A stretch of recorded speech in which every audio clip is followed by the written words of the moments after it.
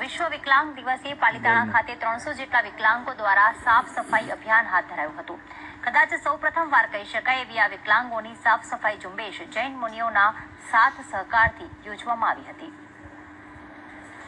પાલિતાણા તળેટી ખાતે ક્રાંતિ પરિવાર આયોજિત અને જૈન મુનિ વિરાગસાગર મહારાજ દ્વારા 300 જેટલા વિકલાંગોનું ખાસ સન્માન કરાયું, જે બાદ 300 જેટલા વિકલાંગો સાફ સફાઈ અભિયાનમાં જોડાયા હતા, જેમાં તળેટીથી શહેરના મુખ્ય રાજમાર્ગની સાફ સફાઈ કરાઈ હતી।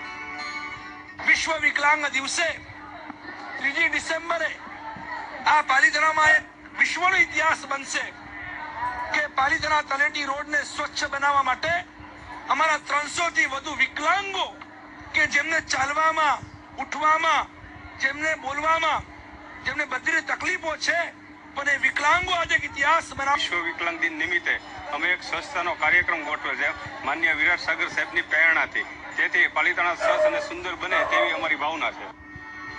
વિશ્વ વિકલાંગ દિને આયોજિત વિકલાંગો દ્વારા આયોજિત સાફ સફાઈ અભિયાનમાં પાલિતાણા નગરપાલિકાના ચીફ ઓફિસર અને ડેપ્યુટી કલેક્ટરને આમંત્રિત કરાયા હતા, પરંતુ તેઓએ આ કાર્યક્રમમાં હાજરી નહોતી આપી। ત્યારે વડાપ્રધાન ભલે સ્વચ્છતા અભિયાન હાથ ધરે, પરંતુ આવા અભિયાનમાં મહેમાન તરીકે બોલાવાયેલા સરકારી બાબુઓને જ રસ ન હોય તેવી રીતે હાજરી પણ નથી આપતા, તે એક અચરજની વાત છે।